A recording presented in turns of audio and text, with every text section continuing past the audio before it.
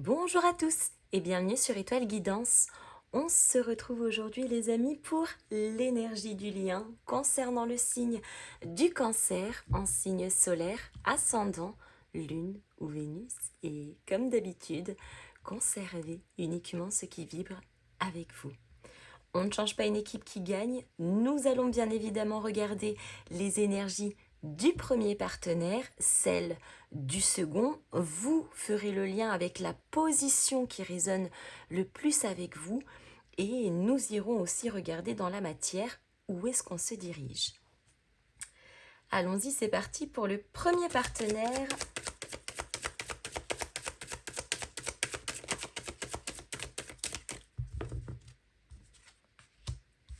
Ouh, le malheur. Bon, là en tout cas, on vient où on est, dans une énergie qui très honnêtement n'est pas très sympa. Il y a certaines formes de tourment, il y a une forme effectivement de peine aussi.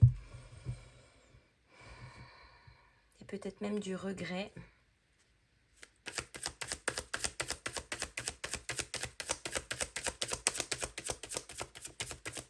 C'est une énergie qui n'est pas facile.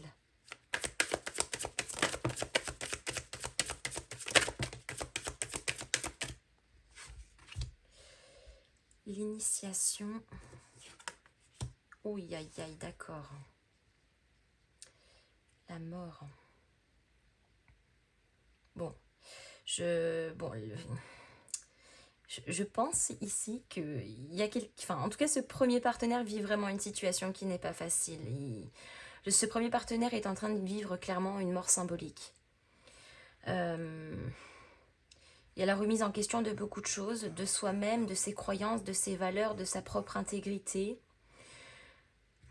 Si je parle notamment des liens alchimiques, je ne peux pas passer à côté ici de la lueur de l'âme.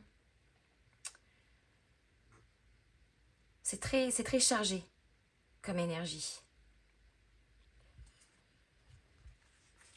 Alors ce premier partenaire, il se pourrait aussi qu'il y ait certaines choses qui soient mises en lumière ou qui descendent au niveau de la conscience au cours du cycle lunaire. Soit l'actuel ou le prochain, mais ça se compte en semaines à peine.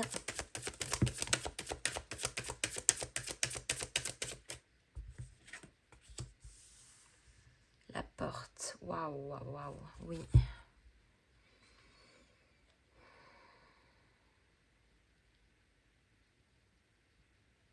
C'est vraiment pas facile.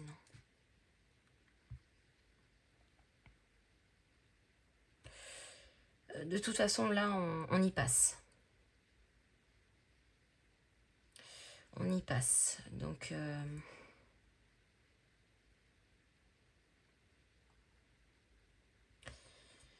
j'ai envie de dire, le côté positif dans tout ça, c'est qu'une fois qu'on a fini de traverser tout ça, ça en fait des êtres complètement métamorphosés et d'une force d'esprit et d'âme incroyable.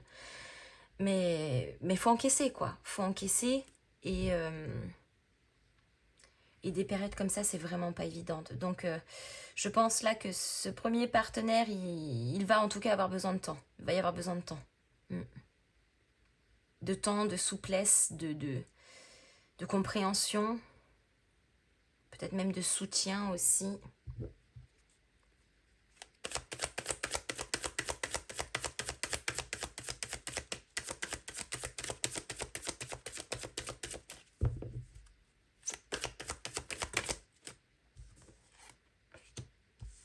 Oui, la prière. Et par cette étape, ce premier partenaire trouve la foi dans quelque chose, alors en lui ou en elle. Ça pourrait être la source, Dieu, peu importe, mais la prière, c'est le besoin de se rattacher à quelque chose. Et très souvent, ce quelque chose, c'est un quelque chose d'impalpable, d'intouchable. Et je pense que c'est quelqu'un qui a besoin de comprendre. C'est peut-être d'ailleurs quelqu'un qui, dans le profil, était très cartésien, très terre à terre, et qui, là, par la force des choses, traverse une étape de sa vie qui permet une certaine forme de transmutation, mais une transmutation aussi pour une certaine reconnexion à l'impalpable. Pardon, je vais y arriver. Vous faites le bégaye.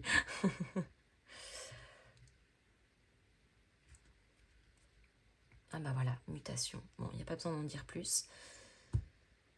Voilà.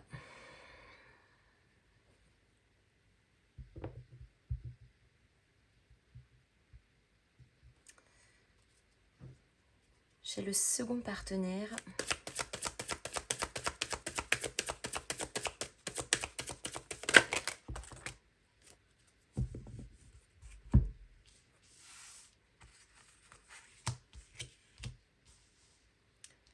le voyage, le temps, les mensonges ou le mensonge, la porte, l'arme.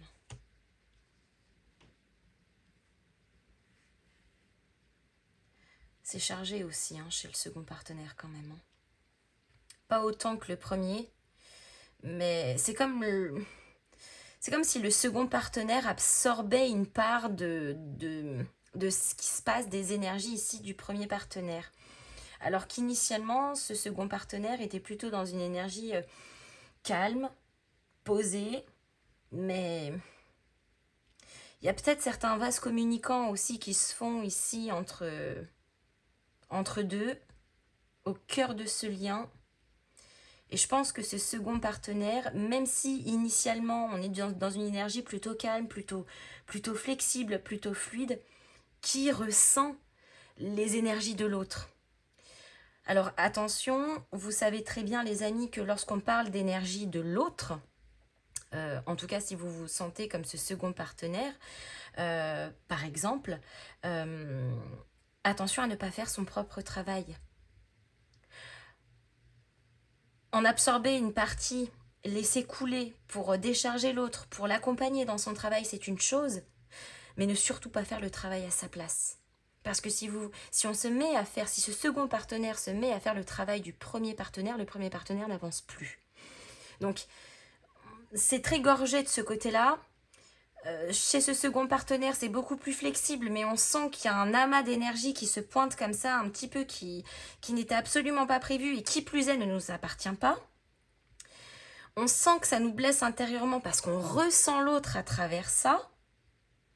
Mais encore une fois, attention à bien faire la différence entre nos énergies et celles qui ne sont pas les nôtres. Donc ne pas aller plonger dans une énergie que l'on croit être sienne et qui en réalité ne l'est pas et qui stoppe notre propre travail personnel. En tout cas, chez ce second partenaire ici, on sent qu'il y a besoin aussi de temps pour quelque part remettre de la vérité sur une forme d'illusion, ou en tout cas sur quelque chose qui vous a déconvenu possiblement en lien avec une certaine forme de mensonge. Alors est-ce que c'est un mensonge qui était émis de la part de quelqu'un, ou est-ce que c'est un mensonge qui était de soi vis-à-vis de soi-même? Mais en tout cas ici, il est hors de question de se laisser abattre, de se laisser appâter par quoi que ce soit, même si par moment on pourrait être tenté, ou même si par moment on a le sentiment d'être un petit peu vulnérable ou d'avoir des instants de faiblesse. Et on a la naissance, waouh. Le second partenaire est quand même beaucoup plus avancé que le premier. Si je parle notamment des liens alchimiques, je pense que le premier entre complet dans sa nuit noire de l'âme et le second en sort, clairement. Mais c'est vrai que lorsque on sort aussi de cette période et de cette phase très difficile, voilà, par moment on est là, on avance sur le chemin et parfois on se demande encore si réellement c'est fini, si est-ce qu'on a assez travaillé, est-ce qu'on a guéri en tout cas ce que l'on devait faire. Et par moment on peut avoir aussi certains moments de doute, ce qui est totalement normal. Mais encore une fois, c'est de concentrer quelque part son énergie et de se battre pour ses propres valeurs, pour cette énergie-là, plutôt que d'aller nourrir quelque chose d'antérieur qui nous blesse, qui fait remonter des choses qui ne méritent pas d'être remontées, ou de réouvrir des plaies qui normalement auraient déjà dû être cicatrisées précédemment.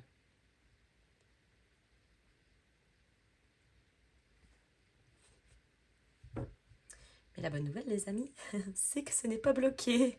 Même si on sent que au niveau énergétique, là, c'est très chargé quand même. Alors, surtout chez le premier partenaire, mais finalement, chez le deuxième quand même aussi.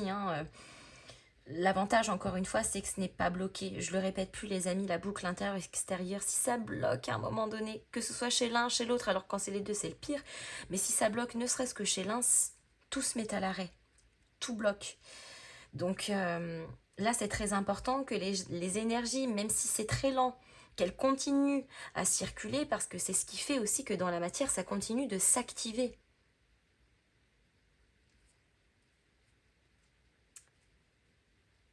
Ok, bon. Dans la matière, au sein de ce lien, où est-ce qu'on se dirige?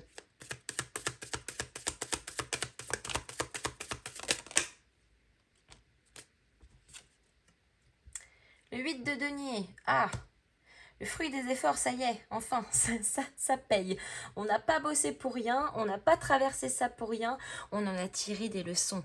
On a appris quelque chose. Et cet apprentissage, on va le mettre à contribution, forcément, de ce qui va s'inscrire dans la matière, oui, mais de notre avenir, de notre futur et de ce que l'on veut construire. L'empereur, waouh. On est capable de prendre des décisions, on est capable de prendre ses propres responsabilités. Je parlais tout à l'heure du deuxième partenaire où il y avait une petite prudence, une petite vigilance sur le fait de ne surtout pas faire le travail à la place de l'autre. C'est que avec cette notion de l'empereur, chacun ses responsabilités. Ça ne veut pas dire ensuite qu'on n'a pas de responsabilité commune au sein de ce lien-là, mais la responsabilité qui m'appartient, il est hors de question que je te la refile. Et inversement, ta responsabilité, la tienne, il est hors de question que ce soit moi qui me la tape. Donc là, on prend à cœur chacun ses responsabilités et individuelles, et celles aussi qu'on a de manière commune. Donc c'est beaucoup plus aligné, en tout cas on va vers quelque chose qui s'inscrit dans la matière, qui évolue davantage et qui est davantage aussi aligné, mais encore une fois parce qu'intérieurement parlant, eh bien tout ça, ça a travaillé.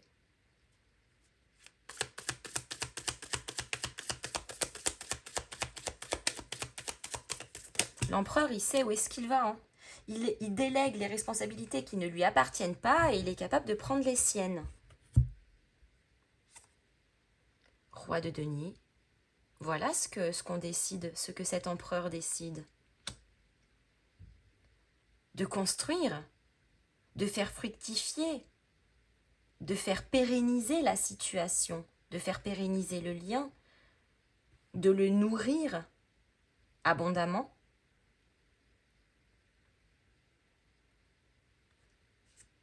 Deux d'épée, bah oui. Oh, je viens de capter, les amis. On a la porte au même endroit.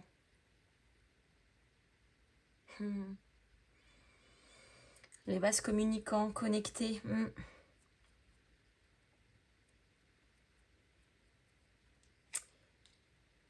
On a le 2 d'épée. Et cette fois-ci, on est capable de prendre des décisions sans avoir besoin de voir pour y croire. Ça me fait notamment penser au premier partenaire tout à l'heure où on disait que c'était, en tout cas, quelqu'un qui avait besoin de se reconnecter à quelque chose de profond, à quelque chose d'impalpable. Et bien là, on est capable aussi de prendre des décisions parce qu'on a assez confiance en soi. On croit assez.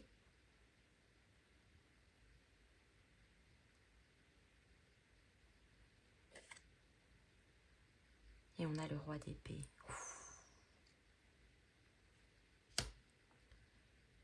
Très lucide.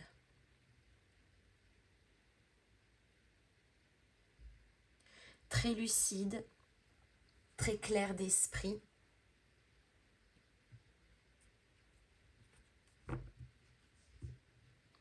L'énergie dans la matière est plus tranchante que dans les énergies intérieures, mais parce qu'on arrive ici dans le lien aussi à un tournant, où dans la matière, c'est un petit peu là que tout se joue. C'est-à-dire qu'à un moment donné, bah voilà, chacun fait son travail de son côté, mais à un moment donné, dans la matière, on nous donne aussi certaines opportunités. Et encore une fois, les amis, nous avons tous aussi les clés de notre destinée entre nos mains, même s'il y a des choses qui sont prédestinées pour nous, nous avons toujours notre libre arbitre. Et nous avons toujours le droit de dire non ou de dire oui. Et c'est pour ça que là, dans la matière, ça s'active très vite. On est vraiment quand même sur des figures très prises de responsabilité, très imposantes, très terre à terre. C'est-à-dire que là, maintenant qu'on est dans la matière, on n'est plus là pour enfiler des perles. Ou des paillettes. Ou ce que vous voulez, peu importe, mais...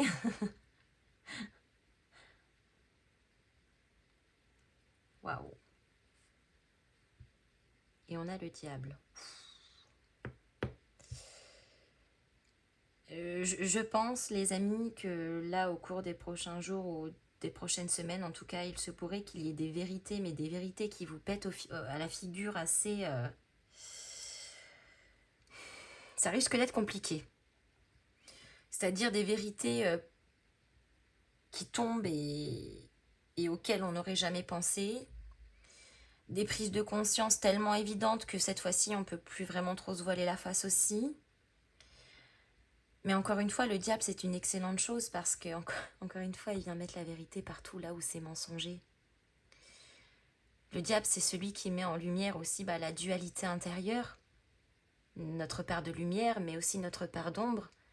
Et quelque part, on est là, hein, et c'est pas qu'on doit faire un choix, mais c'est qu'en tout cas, on essaye de garder une certaine forme d'équilibre aussi, sans trop se laisser happer parfois par le côté un peu obscur.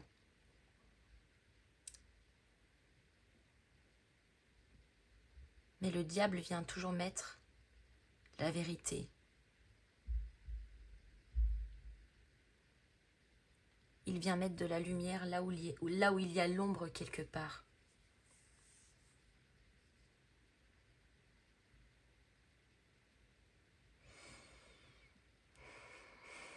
Bon, pas évident quand même, hein, les énergies là. Mais encore une fois, on sent que dans la matière, ça s'active relativement vite. Et effectivement, il va falloir, à mon avis, se préparer à des choix qui n'étaient pas prévus, pas anticipés, et peut-être même qui ne seront pas ni volontaires ni désirés. Mais encore une fois, avec un roi d'épée et un 2 d'épée, on est capable de se faire assez confiance et avoir assez confiance en la vie, en l'univers, au destin, pour prendre des décisions qui sont justes et bonnes pour nous. C'est pas toujours celles qu'on a envie, mais c'est surtout celles dont on a besoin. Les amis, je m'arrête ici. J'espère que cette guidance vous aura plu. Comme d'hab, n'hésitez pas à me mettre vos petits pouces en l'air, à me faire vos retours dans les commentaires, à partager cette vidéo. Et en attendant, je vous fais à tous de gros bisous et je vous dis à très bientôt.